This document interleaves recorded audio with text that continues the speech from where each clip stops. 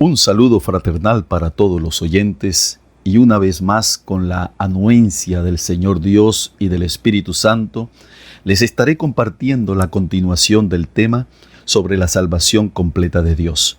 Trayendo a memoria lo desarrollado anteriormente, resalto de forma general los siguientes ítems. Estuve compartiendo acerca que el hombre tiene un doble problema. En este punto resalté que el hombre siempre ha buscado la manera de librarse de su condición depravada y caída. Se ha dado cuenta que dentro de él hay una tendencia constante que le conduce a la concupiscencia, al odio, la mentira y a rebelarse en contra de la ley de Dios. Estas dos tendencias, que son los actos pecaminosos externos y la naturaleza pecaminosa interna, han estado en el hombre desde el principio de la civilización. También les compartí acerca de la manera en que el hombre se redime. La primera manera, y la más común, es hacer buenas obras, ya que el hombre usa su esfuerzo para salvarse a sí mismo. La segunda forma en que algunas personas piensan que la manera de ser salva es hacer penitencia. Y la tercera manera que el hombre usa para tratar de absolverse de la culpa es esforzarse a olvidar sus pecados. Estimados oyentes, el hombre nunca puede ser recto según la norma de Dios, haciendo buenas obras o actos de penitencias, y mucho menos el olvidarse de sus pecados. Como tercer punto, les estuve mostrando que Dios redime al hombre mediante la muerte. Con respecto a este punto, apuntamos que Dios cargó en el hombre Jesús la iniquidad de todos nosotros, lo quebrantó, sujetándole a padecimiento, derramó su sangre preciosa y murió en la cruz como el Cordero de Dios, y el juicio de Dios cayó sobre él. Dios estuvo satisfecho. El cuarto punto que desarrollé se relaciona con la seguridad de la salvación. En cuanto a esto, dejé asentado que las palabras de la Biblia son inspiradas por Dios y por tanto son dignas de confianza, y llega a ser una prueba externa que afirma que somos salvos en el momento en que creemos en el Señor Jesús. El testimonio del Espíritu Santo en nuestro espíritu es la prueba interna que confirma que somos hijos de Dios. Y la prueba de amor que se hace evidente en todos los creyentes regenerados o nacidos de lo alto es que ama a Dios y ama a los hijos de Dios. El otro segmento que no les concluí es acerca de la salvación completa de Dios. Según primera a los Tesalonicenses capítulo 5, versículo 23 dice: «Y el mismo Dios de paz os santifique por completo, y todo vuestro ser, espíritu, alma y cuerpo, sea guardado irreprensible para la venida de nuestro Señor Jesucristo». Por tanto, la palabra de Dios confirma que el hombre está constituido por tres partes. Estos son espíritu, alma y cuerpo. El deseo eterno de Dios es que las tres partes del hombre sean llenas con su vida divina. Pero por causa del pecado que entró en el hombre, el espíritu humano se amorteció, el alma se contaminó y el cuerpo se corrompió. Y como la caída alcanzó las tres partes del hombre, la plena y completa salvación también necesita alcanzar estas tres partes para solucionar cabalmente todo el daño causado por el pecado. Las tres etapas que Dios le da solución al daño del pecado en el hombre son: la primera etapa, que es la salvación del espíritu humano; la segunda etapa, que es la salvación del alma; y la tercera y última etapa, que es la salvación del cuerpo. En la primera etapa de la salvación del espíritu del hombre, desarrollé 3 de los 8 logros de Jesús en la cruz, que están muy relacionados con esta primera experiencia de la completa salvación de Dios. El primero es el arrepentimiento, el cual no es remordimiento. Más bien, arrepentimiento significa cambio de mente o de manera de pensar. Por tanto, Cuando nos arrepentimos, nuestra mente cambia su dirección hacia Dios. El segundo hecho es creer. Para que podamos tener la vida eterna, no es suficiente arrepentirnos de nuestra vida contraria a Dios, sino que es necesario dar un paso, que es creer en el corazón que Jesús no solo murió por nosotros en la cruz, sino también que Dios lo resucitó.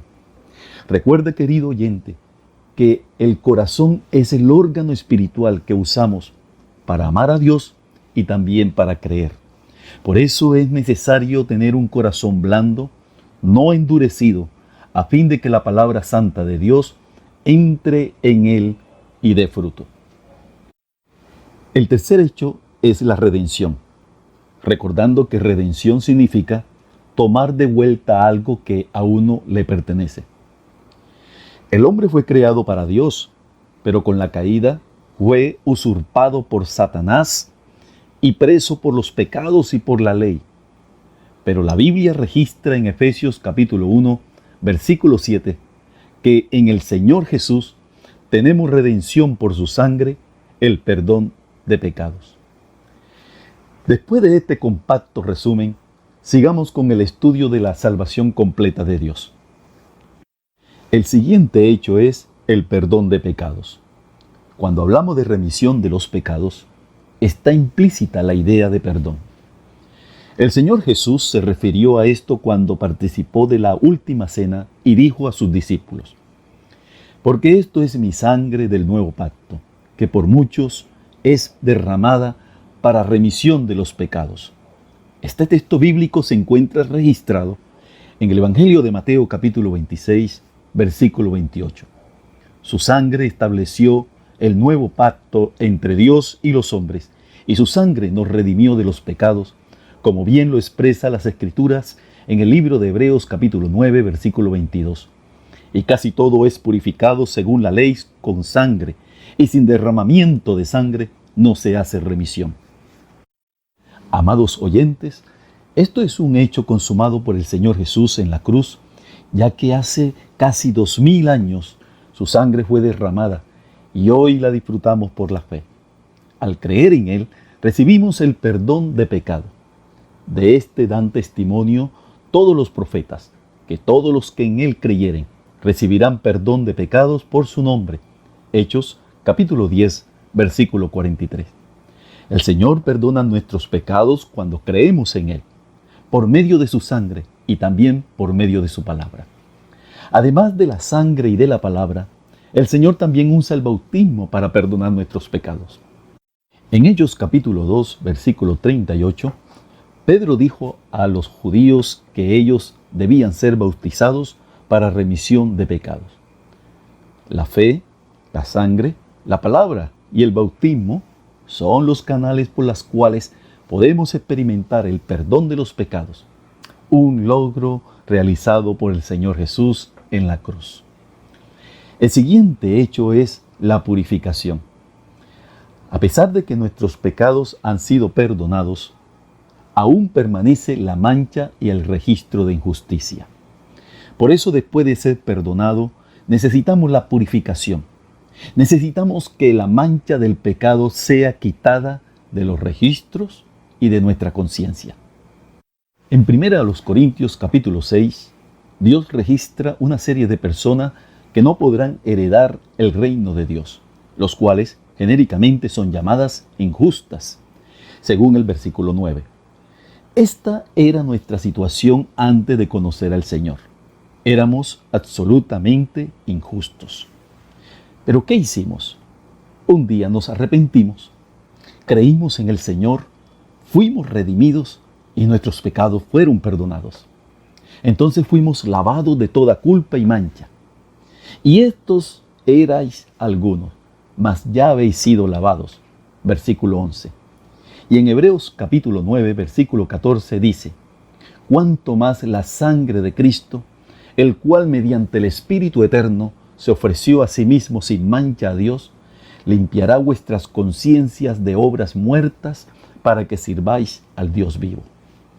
No solo nuestra deuda fue pagada por el Señor, también hemos sido lavados santificados, justificados en el nombre del Señor Jesús y por el Espíritu de nuestro Dios. Así que ni nuestra conciencia ni Satanás jamás podrán acusarnos nuevamente de lo que hicimos en el pasado. Aleluya. El sexto hecho logrado por el Señor Jesús es la reconciliación. Estábamos muertos en nuestros delitos y pecados. Oímos el Evangelio y eso engendró un arrepentimiento en nosotros. Nos volvimos al Señor creyendo en Él, creyendo en su muerte por nosotros y en su sangre que nos redime y perdona nuestros pecados. Además, toda la mancha y todo registro de pecado fue quitado. A pesar de tan maravillosa situación, aún había un problema. Aún éramos pecadores, aquellos que cometían pecados ofendiendo a Dios. Solamente la reconciliación podría resolver esto. No solo éramos pecadores, sino también enemigos de Dios, pero la muerte de Jesús nos reconcilió totalmente con Él. Escuche las palabras maravillosas de Pablo a los Romanos capítulo 5, versículos 10 y 11. Porque si siendo enemigos fuimos reconciliados con Dios por la muerte de su Hijo, mucho más estando reconciliados seremos salvos por su vida. Y no solo esto, sino que también nos gloriamos en Dios por el Señor nuestro Jesucristo, por quien hemos recibido ahora la reconciliación. Gracias a la muerte del Señor, nuestra relación con Dios fue totalmente restaurada y hoy podemos vivir en armonía con nuestro Padre Celestial. De esta manera podemos madurar en la vida divina, llegando a ser hijos maduros de Dios y herederos de su herencia, la plena filiación. En Efesios capítulo 2, versículo 16 dice: y mediante la cruz reconciliar con Dios a ambos en un solo cuerpo, matando en ella las enemistades. Esto confirma que esta reconciliación no solo eliminó las barreras entre nosotros y Dios, sino también eliminó las barreras entre todos los hombres. Además, Él reconcilió consigo mismo todas las cosas, y por habernos reconciliado consigo mismo, podrá presentarnos delante de Él santos, sin manchas e irreprensibles. Al abrir la Biblia en Colosenses capítulo 1, versículo del 20 al 22 leemos: y por medio de Él reconciliar consigo todas las cosas, así las que están en la tierra como las que están en los cielos, haciendo la paz mediante la sangre de su cruz. Y vosotros también, que erais en otros tiempo extraños y enemigos en vuestra mente, haciendo malas obras, ahora os ha reconciliado en su cuerpo de carne por medio de la muerte, para presentaros santos y sin manchas e irreprensibles delante de Él. El séptimo hecho es la justificación. La justificación es la acción que Dios hace para aprobar al hombre según el patrón de su justicia. Dios estableció un modelo de justicia en todo el universo, el cual es el mismo. Para que cualquier cosa o persona sea considerada justa, es necesario que sea tan justa como Dios. Frente a este modelo, Pablo reconoció que no hay justo ni aun uno. Romanos capítulo 3, versículo 10. Por haber comido del árbol de la ciencia del bien y del mal, Adán desobedeció a Dios y eso hirió su justicia.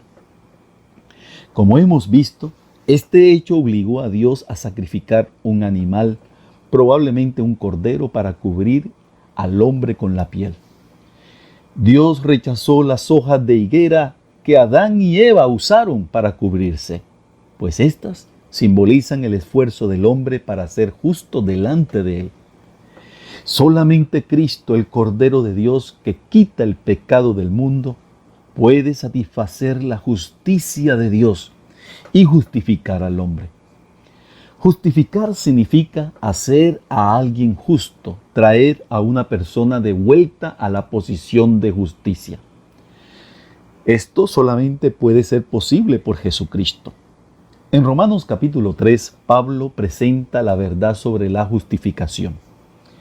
Él dice que Cristo es la propia justicia de Dios manifestada y que Dios llega a ser el justificador de todo aquel que tiene fe en Jesús. Leamos los versículos 26, 27 y 28. Con la mira de manifestar en este tiempo su justicia, a fin de que Él sea el justo y el que justifica al que es de la fe de Jesús, ¿dónde pues está la jactancia? Queda excluida. ¿Por cuál ley? ¿Por la de las obras? No, sino por la ley de la fe. Concluimos, pues, que el hombre es justificado por fe sin las obras de la ley. Y en el capítulo 4, versículo 16, dice la palabra: por tanto, es por fe para que sea por gracia, a fin de que la promesa sea firme para toda su descendencia, no solamente para la que es de la ley, sino también para la que es de la fe de Abraham, el cual es Padre de todos nosotros. En este texto el apóstol deja claro que la justificación no es por obra, sino por fe. Esto corresponde a lo que sucedió en el huerto del Edén, cuando las hojas de higuera usadas por el hombre fueron sustituidas por piel de animal. Muchas personas piensan que es necesario reformar su conducta antes de aceptar la salvación de Jesucristo. Tal sentimiento es nefasto, porque no somos justificados por hacer algo que agrade a Dios, sino por creer en la redención realizada por Cristo Jesús. Esa es la justificación por la fe.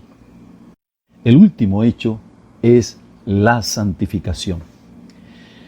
El último punto totalmente realizado por el Señor en la cruz, que recibimos en el momento de nuestra salvación, es la santificación. De acuerdo a lo que comúnmente se entiende, santo es alguien que no comete pecados. Sin embargo, la palabra santo significa simplemente separado, implicando un cambio de posición, apartado de las cosas ordinarias o comunes. Estimados oyentes, escuchen bien lo siguiente que les quiero decir. En todo el universo, solo Dios es santo. Solo Él no es común. Por tanto, Dios es distinto, único, no tiene pecado ni mal, y no hay nadie como Él. Entonces, la santificación a la cual me estoy refiriendo no está relacionado con nuestra condición. Al creer en el Señor somos cambiados de una posición común, donde éramos exactamente iguales a todas las personas, hacia una posición santa, siendo separados solamente para Dios. En Mateo capítulo 23, versículo 16 al 20, tenemos una clara explicación acerca de esto. Aquí se explica que mientras el oro está en el mundo es común y puede ser usado para cualquier fin. Sin embargo, en el momento en que es presentado a Dios sobre el altar, cambia de posición, es santificado. Sucedía lo mismo con la ofrenda de los animales. Cuando estaba en el campo, el animal servía para arar la tierra, pero cuando era separado para Dios, para ser presentado como ofrenda, su única función era llegar a ser cenizas sobre el altar, satisfaciendo únicamente a Dios. Cualquier persona, cosa o asunto que no sea para Dios o no le pertenece a Él es común. Sin embargo, una vez que esa persona es presentada a Dios, le pertenece a Él, es santificada, es apartada. Pero esa santificación no se obtiene de una sola vez, sino que crece de manera gradual a partir de una unión orgánica con Dios. La segunda etapa de la plena salvación de Dios es la salvación de nuestra alma, que también puede ser llamada la etapa de la transformación. La transformación es el resultado de la santificación y está relacionada con el alma del hombre. Esto significa cambios sustanciales en naturaleza y forma. Es decir, que comienza a ocurrir un cambio interior en la naturaleza que causa un cambio exterior en la forma, y este cambio metabólico no es solo en la apariencia, sino también en la esencia. La salvación de Dios es plena y completa. Él desea salvar todo nuestro ser tripartito, alcanzando primeramente nuestro espíritu y luego nuestra alma. No obstante, cuando leemos la Biblia, podemos confundir los pasajes que se refieren a cada una de estas etapas y podemos llegar a la conclusión de que podemos perder la salvación. En Mateo capítulo 16, versículo 24, Jesús dijo a sus discípulos: Si alguno quiere venir en pos de mí, niéguese a sí mismo y tome su cruz y sígame. Note que en esta porción de la Biblia, Jesús no se dirigía a los incrédulos o a los pecadores no salvos, sino a sus discípulos. Esto muestra que después que somos salvos en nuestro espíritu, aún existe la opción de seguir o no al Señor. Aquí el Señor deja en claro que es una elección nuestra. Prestemos mucha atención a la primera condición establecida por el Señor Jesús. Niéguese a sí mismo. Esto significa negar nuestro ego, renunciar a nuestros intereses o privilegios, con el fin de buscar la voluntad de Dios, para no seguir más nuestra propia voluntad ni centrar nuestra vida en nosotros mismos. La segunda condición es: tome su cruz y sígame. La cruz no solo nos hace sufrir, sino que denota principalmente la muerte, la terminación del ego para poder seguir la voluntad de Dios. En los versículos siguientes, el Señor presenta consecuencias de negarnos o no a nosotros mismos. Porque todo el que quiera salvar su vida, la perderá. La palabra griega traducida como vida en este versículo es psique, que significa alma o vida del alma. Salvar el alma es, por el contexto, la actitud de alguien que quiere seguir al Señor, pero todavía no está dispuesto a negarse a sí mismo ni a tomar la cruz. Quien actúa así, pensando en salvar su alma hoy, la perderá en el reino milenial. Quien pierda su alma por renunciar al ego, tomar la cruz y seguir al Señor, de hecho, está salvándola. Estos versículos tienen que ser estudiados con cuidado, pues ellos no están relacionados con la idea común de salvación o perdición. Recuerde, aquí el Señor estaba hablándoles a sus discípulos. Por lo tanto, es una palabra que se aplica solamente a los cristianos genuinos, personas realmente regeneradas por el Espíritu Santo. El Señor Jesús continuó: porque el Hijo del Hombre vendrá en la gloria de su Padre con sus ángeles, y entonces pagará a cada uno conforme a sus obras. Versículo 27. Debido a que estos versículos son la continuación de los anteriores, que hablan sobre tomar la cruz y negarse a sí mismo, indican que la retribución que el Señor dará a los cristianos está relacionada con haberse negado a sí mismo y haber tomado la cruz para seguirle, perdiendo su alma por causa del Señor. Estas son las obras que Cristo espera que hagamos. Hay algunos que piensan que aquí las obras se refieren a hechos, a obras de caridad, campañas evangelísticas o grandes acontecimientos espirituales. La obra que Cristo espera de nosotros es que nos neguemos y tomemos la cruz a fin de que Él crezca y reine absolutamente en nosotros. La recompensa que Cristo dará a los que hagan estas obras será reinar con Él por 1000 años. Esto significa que cuando el Señor vuelva a la tierra para reinar por 1000 años, algunos cristianos reinarán con el Señor Jesús, mientras que otros no. Esto depende solo y absolutamente de nuestra elección.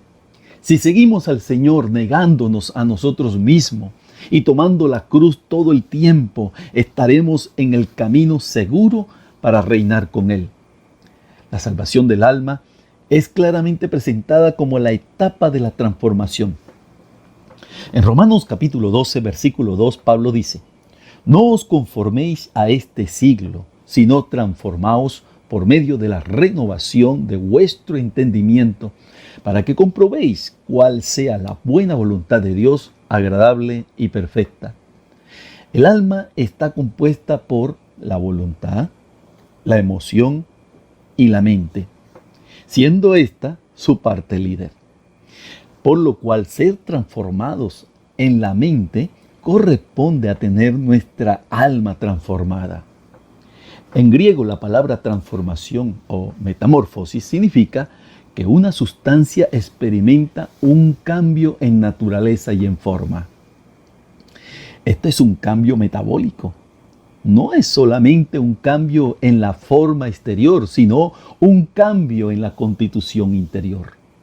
Por ejemplo, cuando ingerimos alimento, comienza a desarrollarse en nuestro cuerpo un proceso metabólico para asimilarlo. Por medio de varias fases sucesivas, los componentes de los alimentos, a saber, los elementos químicos, las vitaminas, las fibras, los aminoácidos y las proteínas, llegan a ser parte de nuestro ser. Si diariamente ingerimos comida saludable, ella cambiará metabólicamente nuestra constitución y finalmente se manifestará exteriormente en nuestra apariencia saludable. Esto describe perfectamente el proceso de transformación de nuestra alma. Cuanto más recibimos la vida de Cristo por medio de la oración, de la comunión con Él y de ejercitar nuestro espíritu y por medio de negarnos a nosotros mismos y tomar la cruz, esta vida operará un cambio metabólico en nosotros. Nuestra mente será renovada y en lugar de tener pensamientos según la corriente de este mundo, pensaremos como Dios piensa. Nuestras emociones, en lugar de deleitarse con el pecado y con los placeres del mundo, amará a Dios y todo lo que es de Él. Finalmente, nuestra voluntad, siempre rebelde y contraria a Dios, comenzará a hacer su voluntad. En 2 Corintios capítulo 3, versículo 18 dice que somos transformados de gloria en gloria. Esto indica que el proceso de transformación del alma es gradual y progresivo. Muchos desearían ser totalmente transformados de un momento a otro en cristianos maduros e irreprensibles. No obstante, el método de Dios es lento y gradual. Para que seamos transformados necesitamos todos los días contemplar al Señor a cara descubierta, con un corazón puro y sincero. De esta manera seremos transformados metabólicamente de gloria en gloria. Es imposible que un cristiano sea transformado por las doctrinas o por los reglamentos. Realmente esto en mí no resultó. La genuina, permanente y divina transformación es la que ocurre interiormente por medio de la operación de la vida divina.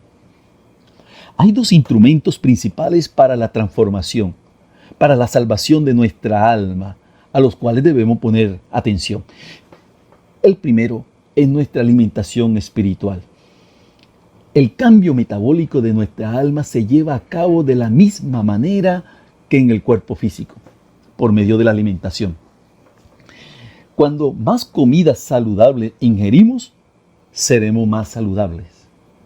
Del mismo modo, necesitamos de la comida espiritual saludable para que nuestra alma sea transformada.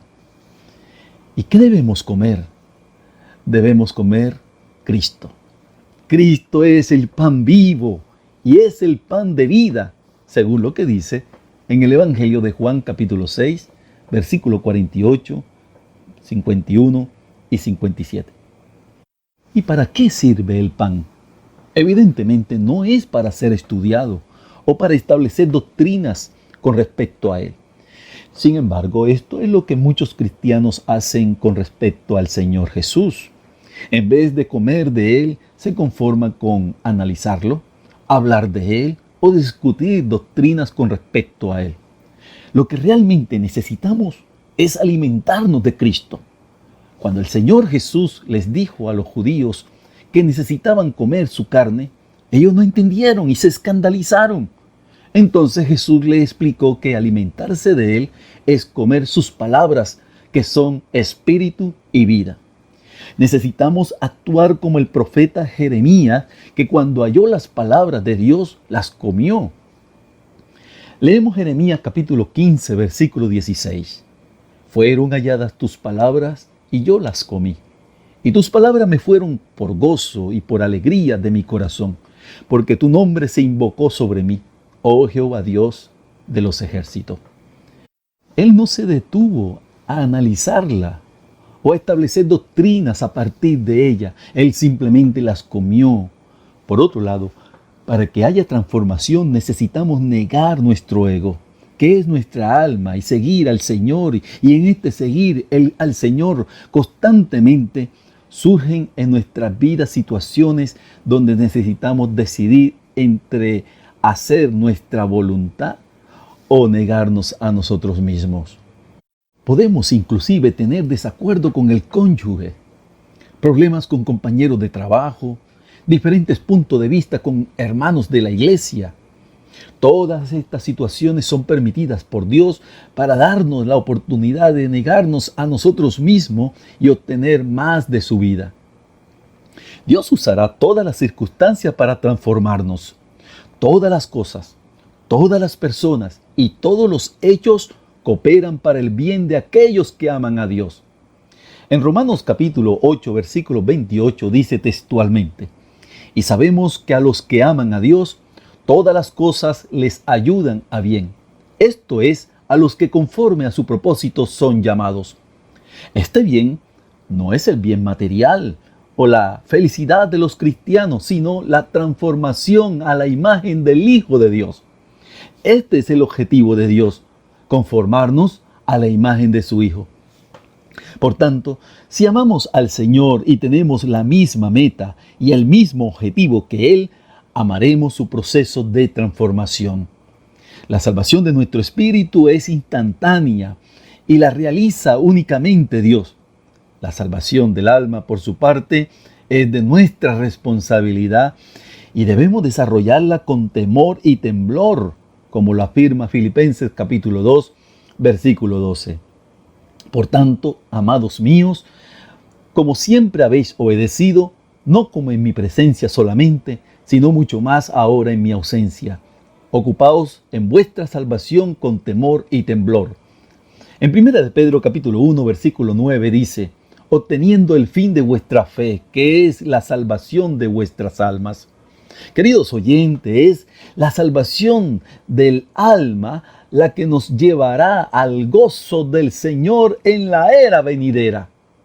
La salvación del espíritu es decidida en el momento exacto en que creemos en el Señor, pero la salvación del alma depende de lo que hacemos hoy, depende de vivir de acuerdo con la vida de Dios, de negarnos a nosotros mismos, de alimentarnos espiritualmente. Estas son las obras que Dios espera que hagamos.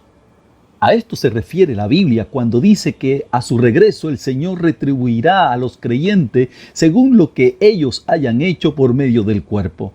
Así lo leemos en 2 Corintios capítulo 5 versículo 10. Porque es necesario que todos nosotros comparezcamos ante el tribunal de Cristo para que cada uno reciba según lo que haya hecho mientras estaba en el cuerpo, sea bueno o sea malo.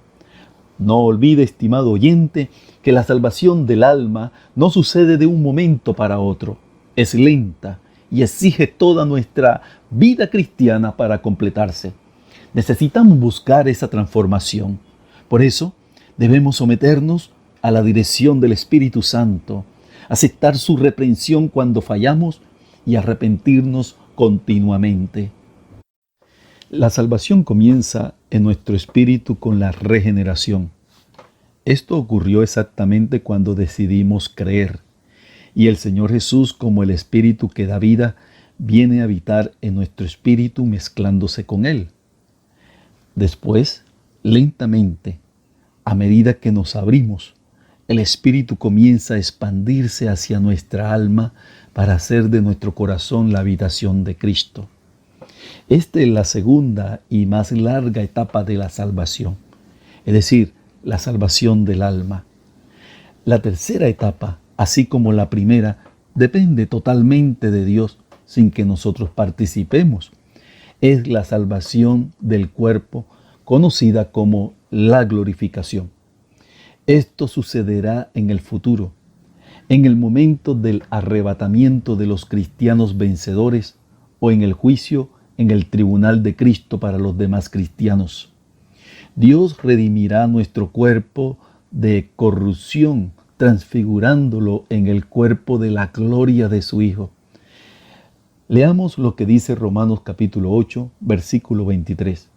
Y no solo ella, sino que también nosotros mismos, que tenemos las primicias del Espíritu, nosotros también gemimos dentro de nosotros mismos, esperando la filiación, la redención de nuestro cuerpo, o lo que manifiesta el Espíritu en Filipenses capítulo 3, versículo 21.